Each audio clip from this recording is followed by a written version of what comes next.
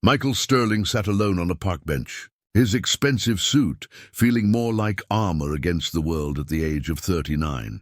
He had built a tech company worth hundreds of millions. Yet on this quiet Tuesday afternoon, he had nowhere to go and no one waiting for him. His assistant had finally convinced him to take a day off. Now he sat watching families laugh and play, feeling more alone than ever. That's when she appeared, a little girl in a pink dress with sunflowers, blonde hair tied in pigtails and holding a wrinkled $50 bill. She couldn't have been more than 7. She stopped in front of him, staring at his face with the kind of seriousness only children have. "Excuse me, mister," she said softly. "Are you busy today?" Michael blinked, surprised. "Not really, why?" The girl held out the $50 bill. "Here's $50, she said, her voice shaking a little. "I just need a dad for one day." Michael stared at her, then at the money. "I'm sorry, what?" "A dad," she repeated. "Just for today. There's something at school, and everyone's bringing their dads. I don't have one, and my mom's working. I saved this money, and I thought, maybe." Her words rushed out, and tears began to fill her eyes. "Sweetheart, where is your mother?" Michael asked, looking around, suddenly worried. "She's at work," the girl answered. "She works at the hospital. She's a nurse. She couldn't take the day off, and I told her it was fine, but it's not really fine." Michael felt a sharp ache in his chest. "What's your name?"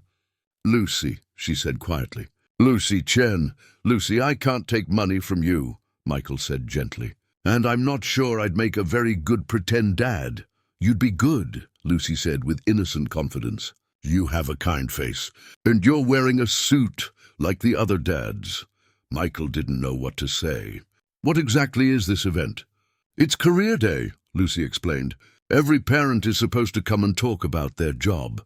I told everyone my dad was coming, even though I don't have one. Now they'll all know I lied." Fresh tears ran down her cheeks. Something broke open inside Michael.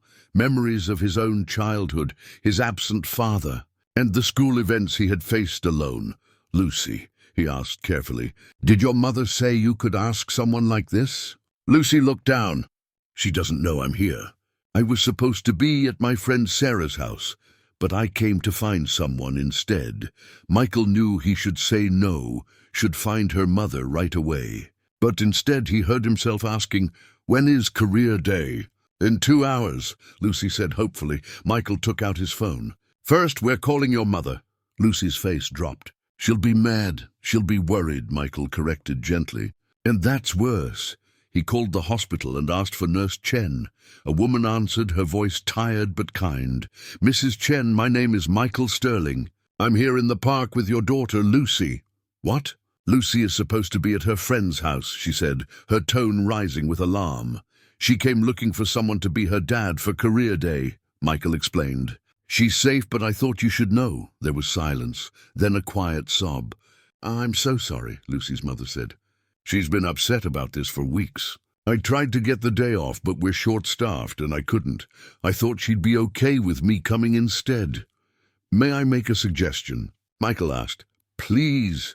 What if I go to career day with Lucy as a volunteer, not a replacement for you, but just to help out today?" "I don't even know you," Mrs. Chen said uncertainly. "My name is Michael Sterling. I run Sterling Technologies. You can look me up online. I'll send you my ID, references, whatever you need," he said calmly. "I know what it's like to not have a father at these events. And if I can help Lucy today, I'd like to." Lucy's mother stayed quiet for a long moment. "Why would you do this?" Michael looked at Lucy's hopeful face. "Because sometimes the world gives us a chance to do something kind," he said softly. "And I haven't taken enough of those chances lately." An hour later, after a video call with Lucy's mother and a quick background check, Michael stood outside Lucy's school. Lucy held his hand tightly, the $50 bill now safely tucked back into her pocket. "Remember," Michael said gently, "I'm not pretending to be your dad. I'm just a friend helping out." "I know," Lucy replied. Mom explained everything. Inside, the gym was filled with children and their parents. Lucy led Michael to her classroom, where other students were proudly presenting their parents. "This is Mr. Sterling," Lucy said to her teacher. "He's my friend, and he's going to talk about his job."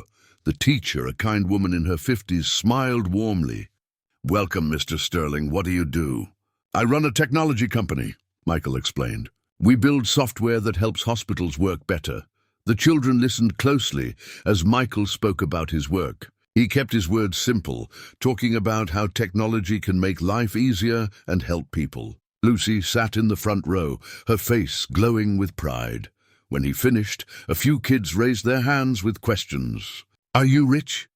one boy asked bluntly. "I've been fortunate," Michael said carefully. "Then why are you here if you're not Lucy's dad?" a girl asked curiously. Michael smiled and looked at Lucy. "Because Lucy asked me to help. And sometimes helping someone is the most important thing we can do."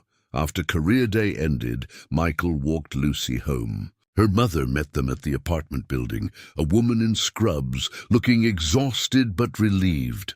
"Mom!" Lucy cried, running into her arms. Her mother, Jennifer, hugged her tightly, then turned to Michael. "Thank you," she said, eyes filling with tears. "You didn't have to do this." "I wanted to," Michael replied sincerely. Jennifer invited him upstairs for tea. The apartment was small but warm, decorated with Lucy's drawings and family photos. "I've been a single parent since Lucy was 2, Jennifer explained while Lucy played in her room. Her father left when things got tough financially. He said he couldn't handle the pressure. "I'm sorry," Michael said quietly. "Don't be," Jennifer replied. "We're better off without someone who couldn't stay. But it's still hard when Lucy sees other kids with their dads." She poured tea and smiled sadly. "What you did today meant everything to her." "She offered me 50, Michael said. Jennifer shook her head. "That's a lot for a 7-year-old. She's been saving her allowance for months. I didn't know why until today. Over the next few weeks, something unexpected happened." Michael couldn't stop thinking about Lucy, her brave little face, her trembling voice, and that $50 offer. He saw his own loneliness in hers. One evening he called Jennifer. "Would it be all right if I took Lucy to the Science Museum?" he asked. "As a thank you for reminding me that kindness still matters." Jennifer hesitated, then agreed. That museum visit soon became a monthly outing, then weekly. Michael began rearranging his busy schedule around Lucy's soccer games and school plays.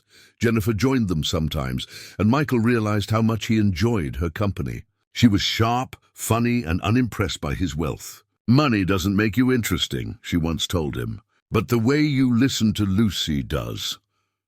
6 months after that day in the park, Michael and Jennifer sat together on a bench, watching Lucy play. "Can I ask you something?" Jennifer said. "Of course. Why did you really say yes that day? Lucy was a stranger offering you 50 to pretend to be her dad. Most people would have said no." Michael was silent for a moment. "My father was never there," he said finally. "He was around but never really present.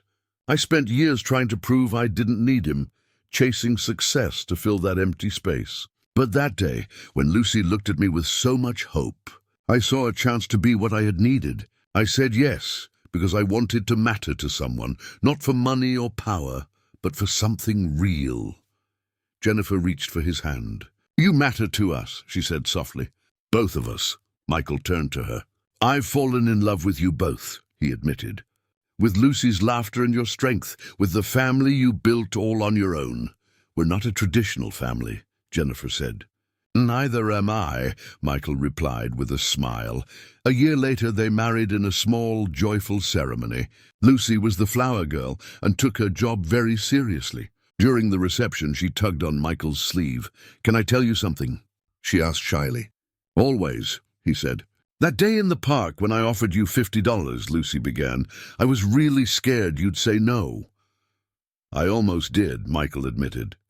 "I'm glad you didn't," Lucy said, smiling. "Because now I have a real dad, not just for one day." Michael knelt and hugged her tightly. "I'm glad too, Lucy, and I have something for you." He pulled out a crumpled $50 bill, the same one she had offered him that day. "This is yours," he said. "You never had to pay for love. You just needed to ask for it." Lucy looked at the bill, then handed it back. "Can we save it?" she asked. "To remember the day we became a family." Michael's eyes filled with tears. "That's a perfect idea. Years later, that framed $50 bill hung proudly in their home, a reminder that the most valuable things in life cost nothing. That true wealth is measured in love, not money. That family is built by choice, not by obligation. Michael had spent years chasing fortune, but it took a 7-year-old girl with a $50 bill to teach him what being rich really means. Sometimes, the best investments are the ones made with the heart. Sometimes a single day can change everything, and sometimes the person asking for help is the one offering salvation. If this story touched your heart, please like, share, and subscribe, and tell us about a time when an unexpected moment changed your life.